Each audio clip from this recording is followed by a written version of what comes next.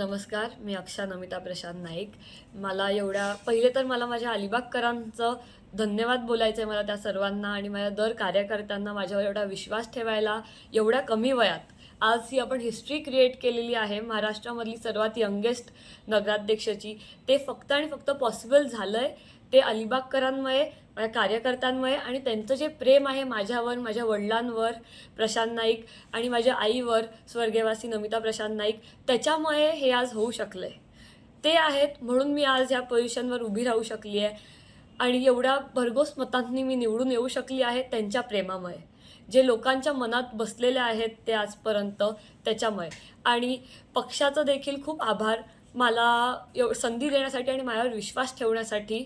आणि येते पुढचे वर्ष आपण सगळे अलिबागकर आणि मी त्यांच्या हाकेवर असीन. त्यांची काही कामं असतील ती मी स्वतः जाऊन करीन आणि सगळं त्यांना हवं आहे त्या प्रमाणात त्यांचं अलिबाग म्हणून ते अलिबागला पुढे देखील बोलतील.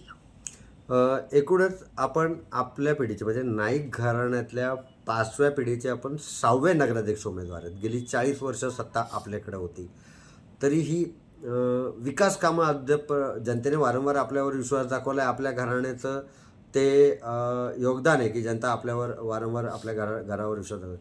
तरी 40 वर्षामधील 5वी पिढी आणि 6व्या नगराध्यक्ष नाईक घराण्यातले असताना अद्याप विकास कामं अद्याप अलिबागमध्ये बाकी आहेत. तर ती का बाकी आहेत? ह्याचं उत्तर तुम्ही हा प्रश्न मला विचारलात ते हेच आहे की आमच्यावर एवढे गेले थोडे दिवस इलेक्शनचं अख्खा पिरियड टीकाकरण चालू होतं की कामं झाली नाही, पाण्याचं झालं नाही किंवा रस्त्यांचं झालं नाही. तर मी याचं उत्तर खूप टेक्निकली देईन तुम्हाला. मागचं इलेक्शन 10 वर्ष आधी झालेलं आणि ती बॉडी संपून आज 4 वर्ष पूर्ण झालेले आहेत. तर हा जो 4 वर्षाचा पिरियड होता तो प्रशासकाकडे होता. तर हे जे 4 वर्ष जे आपण मागे गेलो आहे, हे नव्हती आमची बॉडी, त्याचा परिणाम झाला आहे की कुठेतरी डेव्हलपमेंट आपली 7 आणि 8 वर्ष मागे गेली आहे. तर आता ही बॉडी बसली आहे. तर येते पुढच्या वर्षात तुम्हाला देखील कामं दिसतील. रस्त्यांचा प्रॉब्लेम येतो तो देखील सॉर्ट होईल. पाण्याचा इश्यू येतो, आम्ही टाक्या बांधणं आता सुरू करूच. रस्त्यांचं देखील आम्ही सकाळच्या मीटिंगमध्येच अनाऊन्स केलं की रस्त्यांची वाढ करू.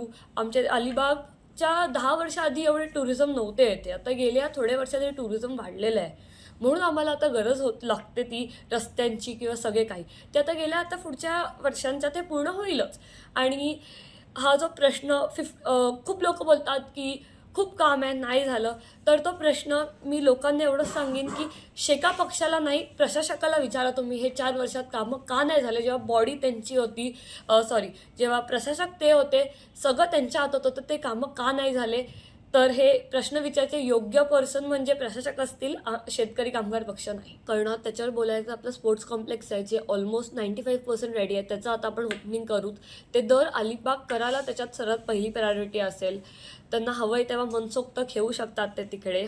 आणि अजून देखील प्रोव्हिजन जे करता येतील आपल्याकडे, कारण का आता खूप टुरिझम वाढलं आहे. तर प्रोव्हिजन जे झालं डस्टबिन्सची मेन म्हणजे अलिबागमध्ये लोक बीचेससाठी येतात. तर डस्टबिनची सोय झाली. मी बाहेर देशात वगैरे जाते तेव्हा बघते की खूप ऑटोमेटेड डस्टबिन्स असतात. चेंजिंग रूम्स असतात आणि बेबी फीडिंग सेंटर्स, ह्या सगळ्या गोष्टी आहेत ज्या आता येत्या पुढच्या थोड्या वर्षांच्यात आपण वाढ करू ह्या सगळ्या गोष्टींची.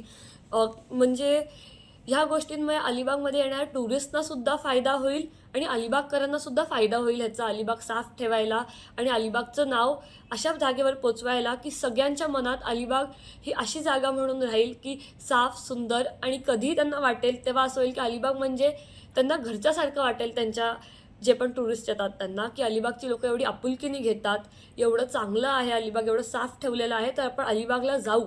अलिबाग हे सर्वात पहिलं तोंडावर राहील लोकांच्या, हे आम्ही प्रयत्न करत राहू. आपले जे आमदार आहेत महेंद्र दैवी शेठ, त्यांची सून माझी सख्खी बहीण आहे, तर तुम्ही एकदम बरोबर बोललात.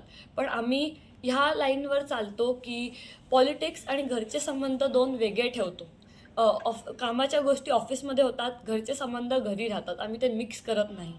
भलेही त्यांनी आता अख्खे 20 जागा भरलेल्या नगरपालिकेमध्ये, पण त्यांना देखील माहिती आहे आणि बाकी अलिबागकरांना देखील माहिती आहे की शेका पक्षांनी अलिबागसाठी किती कामं केलेत आणि पुढे देखील करत राहू. आणि शेतकरी कामगार पक्षाचा अलिबाग हा बालेकिल्ला आहे. शेकाप पक्षाला अलिबागमधनं कोणी नाही हलवू शकत आणि जे काय आजपर्यंत गेले अनेक वर्षात माझ्या पप्पा प्रशांत नाईक यांनी अलिबागला कॉन्ट्रीब्यूट केलं आहे, ती त्यांची कामं त्यांच्यासाठी आणि आमच्या अख्ख्या पक्षासाठी बोलतात अलिबागमध्ये. तोच विश्वास आहे लोकांचा, त्याच ह्यांनी लोक आम्हाला देखील मत करतात. पुढे देखील तसंच लोक देत राहतील हा माझा लोकांवरती विश्वास आहे तेवढा. आणि आता प्रचाराचे दिवस होते तेव्हा मला हे बोलायला आवडेल की माझी बहीण जी त्यांच्या पक्षातली आहे किंवा त्यांची सून आहे ती देखील माझ्या प्रचारात माझ्यासोबत होती. तिने बहिणीचं कर्तव्य म्हणून ती होती माझ्यासोबत आजपर्यंत. आणि काल देखील जेव्हा रिझल्ट लागला सर्वात पहिला जो मी फोन उचलला असेल तो तिचाच होता आणि तिच्या जी आवाजात जी खुशी होती त्यांनीच समजून येत होतं मला की माझ्यासाठी किती खुश आहे ती आणि आमचे घरातले संबंध काय आहेत ते कधीही आमच्या पॉलिटिकल संबंधांच्या मध्ये येणार नाहीत. आणि पुढे देखील विकासाची जे काही कामं झाली तर आम्ही ते देखील करतच राहू. भली ऑपोजिशनचं काम आहे ऑपोज करणं आणि आमचं काम आहे ते करत राहणं, ती कामं पूर्ण करत राहणं आमच्या वेळी. ते आम्ही पुढे देखील करतच राहू आमच्या प्रकारे शेतकरी कामगार पक्षाच्या स्टाईलने जे आम्ही आजपर्यंत करत आलेलो.